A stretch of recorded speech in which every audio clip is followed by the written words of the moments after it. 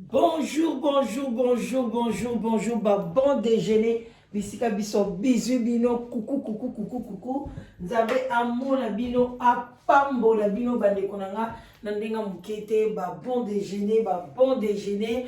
Bonjour, bonjour, bonsoir. Ça dépend heure à laquelle vous allez suivre la danoise ce matin au bande konanga. Vraiment, toye na lomba muka, neke zanaka 10 à 15 minutes pour la sa conscience. Les lots de sa conscience, il y a ma maman, bande konangai, à ne pas manquer, hein.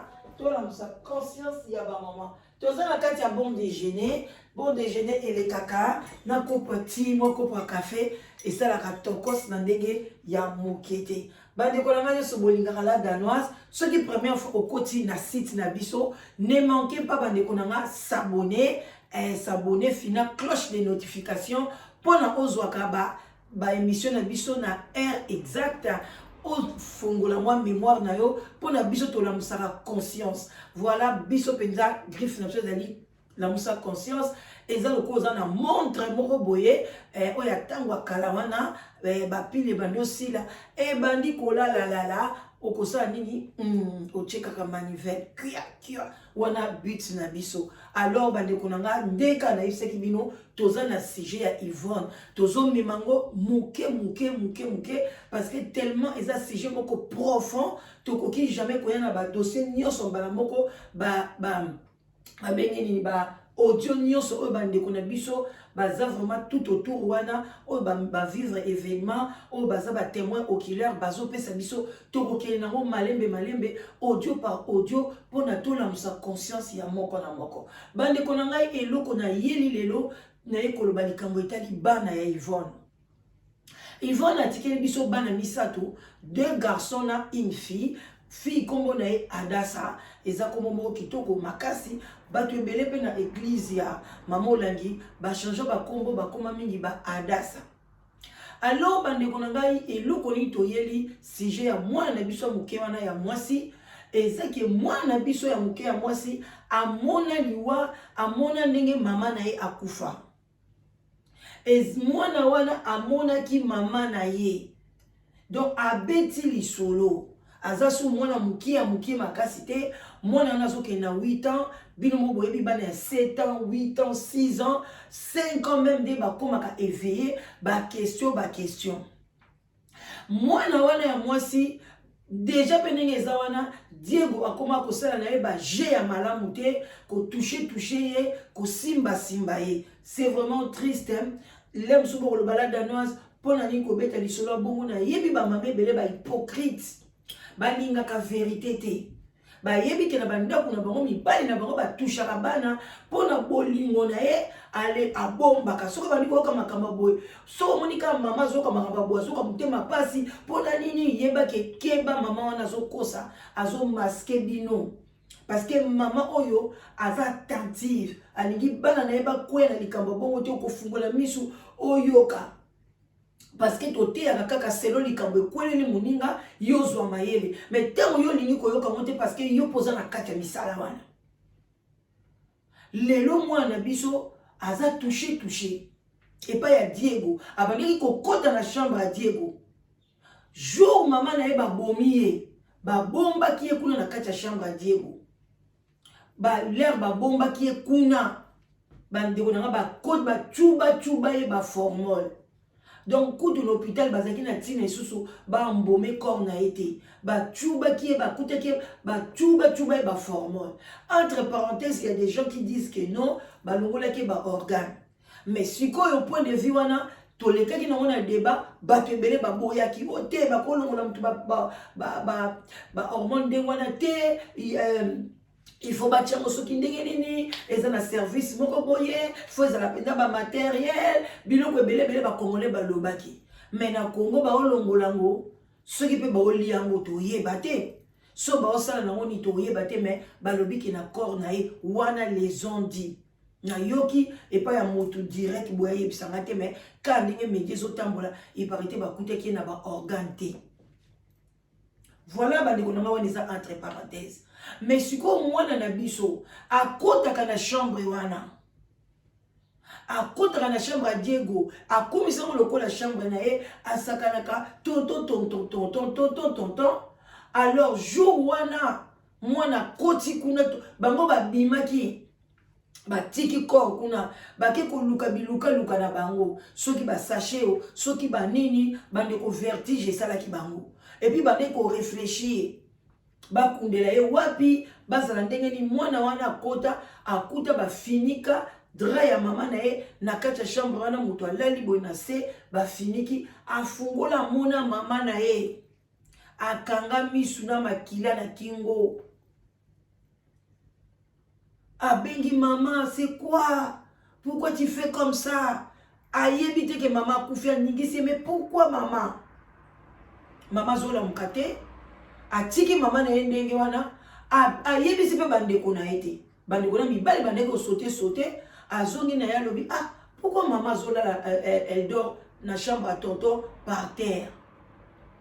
Alors bandeko na ngai botala niveau pona nini mwana akotaki kuna est-ce que Nzambe atiraki ye amona mama na ye aza na esprit makasi alingaki te akende bongo sans mwana na ye atikala na mémoire que un jour amonaka mpe mama na ye alala ezalaka nde mbala suka ou bien chambre wana ekomelaka ye habitude akotaka kuna asakanaka na tonton ntango batonton na ye baye ayeba boko toto die namoni mama alali na mabele kuna aza na makila mbala mo balobi bango batikaki chambre polele bachambre ebele ezalaka nango mpe na baclé te. Alors bandeko na ngai esali ke babandi siko kosala boule oyo etindaki bango baboma bana ntango badieko basambisi bango liboso wana kosamba wana eza kosamba kaka ya kolakisa population mais Diego asambaki ye moko oyo bafamille bazalaki wana bayoki ndenge asambaki ndenge abimisaki baverité mosusu ebele oyo biso tokobanda koyoka nkanda nsima bandeko na bango. Alors sans tarder tocha audio oyo boyoka ngo na bokebi nyonso to bandeko na nga ezopusana bolanda audio na bokebi nyonso. C'est une fille, pour ne pas dire une dame, que je connais bien. Naebi banda kala penza. Aza fille ya Upene, epona bango ezalaka na Ekila. Na avenue Ekila. Tant papa bango akufi, tellement que bazalaki bana batata ebele, bateki lopango na bango wana. Bakaboli nde sa part aye kozwa part na ye aye kosomba lupango na ye oyo esika babo makambo esalemi eza na 24 donc oti Upene okende tiselemba wa réalimentation na 24 onaka na balabala monene asombi yango elle a récupéré sa maman et son petit frère baye kofanda avec l'aide de son époux azalaka na Dubai azalaka na agence na ye kuna na Dubai nde afandaka kuna asongi nde azotonga ti nano mpe sili te eza en construction.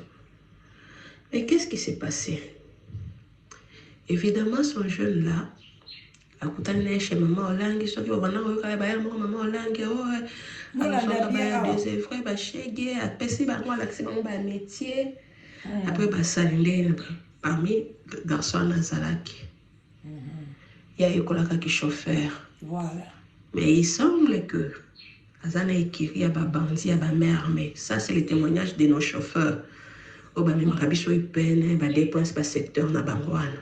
Ba onde bazol ba kwe. Azana groupe ba bandi au ba opéra ka ba mère armée. Il ko kutana kina une église, talaka ba mo langi azuye. Azuye apesi sika ko vanda. Asuka wana te. Bakomi pe kobeta na mai donc akomi kozwa eloko mwa likayabo na ye sapeur pompier. Mais le garçon a vu que c'était un criminel de sang qui est allé se cacher chez maman Langi azaki na ba plan na ye.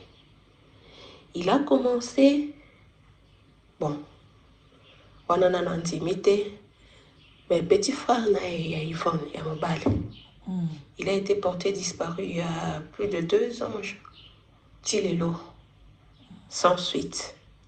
Maintenant, après ce drame, nous pensons qu'il y a Bomaye. Ça, c'est de 1. Maman, bah, Yvonne a fait l'année passée, la Covid, on ne peut pas le bosser la Covid. Les garçons, Dido, c'est parce que c'est ça son nom, le chauffeur, il a confessé qu'ils a eu un abonnement à la maman. Quand la maman a commencé à se douter que sa fille est couchée avec le chauffeur, elle n'a toujours pas d'accord. Là, elle a empoisonné en 2019. Il y a quelque chose que maman a qui en 2020, depuis elle a fait elle a éliminé maman. Elle a dit qu'ils vont l'attirer parce qu'avec ses demi-frères non plus, les rapports n'étaient pas bien. Donc, à se laisser les liens, ils vont la bomber maman, bomber. Aller aussi petit frère et tirer qui vont. Pour couronner les tous aussi, les alaki à te calupang. D'aïba qui va me candana pendant que la femme était en voyage. À moi, quand on montait Konaït, tant que Sheba, à moins que la femme a découvert, d'ailleurs, pour éliminer. Il a fallu aussitôt qu'elle a découvert ça, il fallait qu'elle aussi bien dans la police. Mais il y a une négociation en cadre qui chérie. Ah bon, mais quand il l'a gardé séquestré, avant la petite fille, à Monaki. Adas à Monaki. Quand il a chambre, il y a tonton dans son annexe, à côté maman, alors c'est ainsi que les garçons vont prendre la décision d'éliminer aussi les enfants. Parce qu'à mon avis, il y a des témoins gênants. D'ailleurs, il continue à chauffer un soin qui est à cause de la classe pour que de là, ça la forfait n'a pas mon zambe quand elle a quitté en tout cas. Et puis c'est pacifique. Ma vie a double vie, ma agenda. Et ça m'a dit, c'est vrai toujours les noms de comment ça dit que bisous. Pour un bloc comme qui. Et Jésus.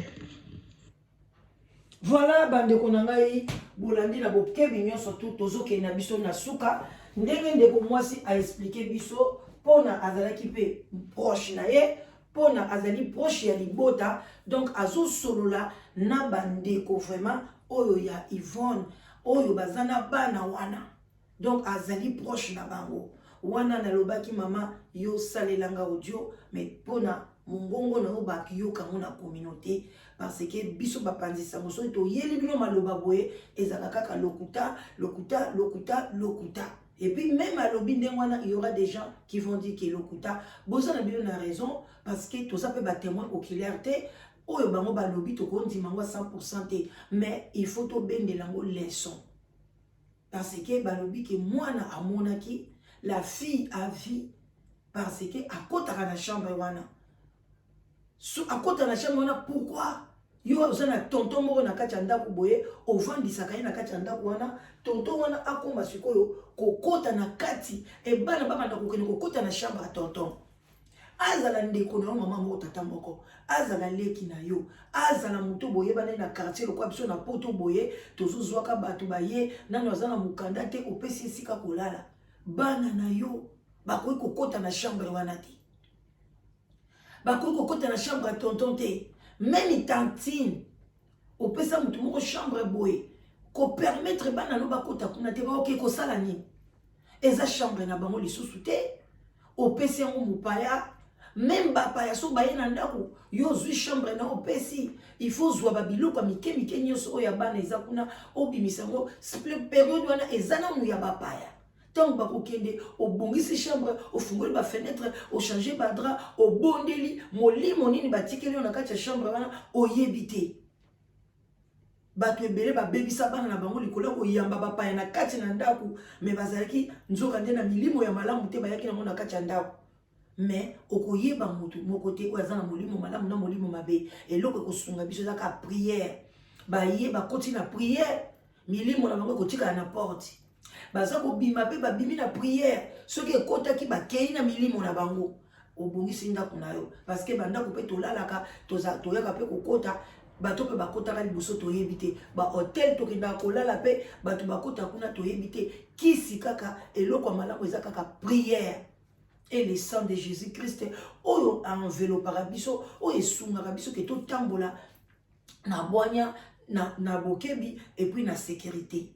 Bande konanga Yvonne atikaki ata lelo soko babomaki ete mais to yoka histoire na yeke ndaku na ele kaka boye to lingaki to ya toujours to ya kobeta ngo to sala ndeko na biso mwasi oyo bomoni pe na ba raison sou ba si ba beti masolo na e bazali ko sanga na mobali en face ya conteneur mobali wana azali déclarant tanga moni makambo ya Yvonne lekel bi botala ba fi ndenge basala ba makambo na bango ibango ba sala makambo camarade na ye bango na bango ba déclarant abande ko filmer alobi Yvonne azaye mo côté bazay belé bomoni on na ba réseaux sociaux biso pe to koya nango mais mikolo na lingi na no sangisa te nazo mema nano dossier ya Yvonne bo comprendre na kati ya dossier wana to bimisa oyo babengi conseil na bandi ko chiter on na uti ko yebisa bino ndenge nini ya ko éduquer bana biso na kati ya ndako parce que tant ya mesana ki na place à tonton kokota kuna papa Diego bande ko sala e ba touchement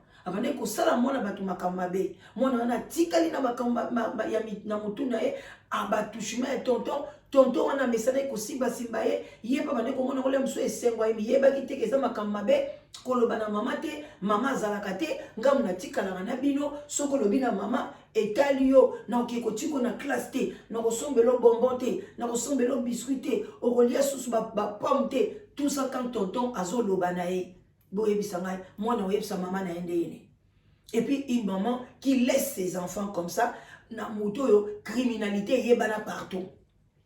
Est-ce que envoûtement vous avez dit na degré ni ba tungula ki yango ko tungula bien ba melisa ki ya ko melisa et longwa ki spirituel comme ki na physique amela ki na biloko parce que il peine mobimba mama lobi ba yebi ke garçon na sa criminel et loko moko pa yeko épingler ba de konanga po neza na tongo ce qui tant kozala to koleksa audio oyo na débat aye ko loba lisusu bokanga likambo oyo ke na kati église babandeki ko bazwaka ba shege wana kosite ba shege bayaka kuna bana banini basambelaka un jeudi bana ko babengaka bango soki les enfants pleureuses babiloko moko bongo chaque balelaka kuna banini bamsu ba récupéraka bango bakotsa bango na école na bango ya bere bamsu balakisaka bango ba métier to yokaka ndeko moko lobeke ye balakisaka bango pe ba métier mais ya lobaka ke na nani na babenga bango banani soki comme ça